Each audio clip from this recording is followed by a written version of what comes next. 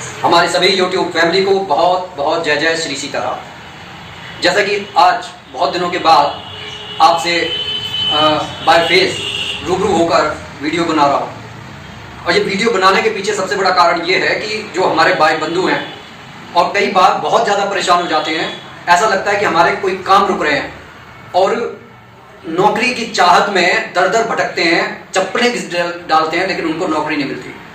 और नौकरी मिलना बहुत सम्मान की चीज़ मानी जाती है, क्योंकि अगर नौकरी नहीं है तो इसका मतलब जेब खाली है। जेब खाली है इसका मतलब कोई आपको इज्जत नहीं देगा।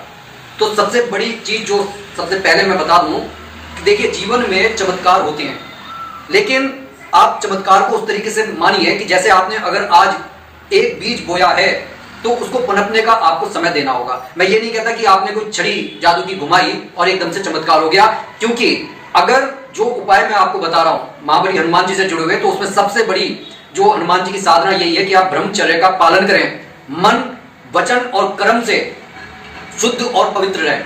तो एक छोटा सा उपाय मैं आपको बता रहा हूं जो आपके जीवन में आई हुई आदि व्याधियों को खत्म कर सकता है, लेकिन आपको पूरे मन वचन और कर्म से शुद्ध होकर ये उपाय करना है। बहुत छोटा सा उपाय है, और करना आपको ये है कि अपने घर पर एक आपको तुलसा जी का पत्ता लेना है, और उस तुलसा जी के पत्ते को आपको मंगलवार को हनुमान मंदिर में जाना है। तो आप सबसे पहले ये कीजिए कि सोमवार के दिन ही उस तुलसा जी के पत्ते को धोकर संभाल कर रख लीजिए अपने मंदिर में, और उसके बाद में आप तुलसा जी की एक सीख लीजिए। आपको तुलसा जी की ऐसी एक डंडी ले लेनी है, ये तो बहुत बड़ी सी है, आप छोटी सी एक डंडी ले लीजिए।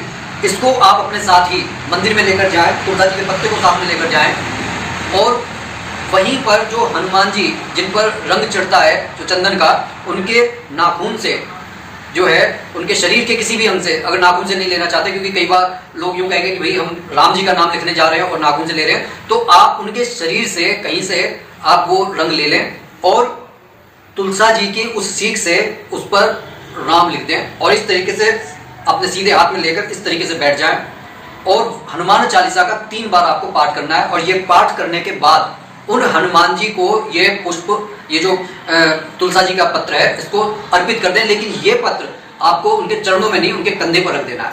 मतलब कि अब हमारा वजन अब आपके ऊपर है, और प्रभु श्री राम का नाम लीजिए, उनकी 108 माला कर लीजिए।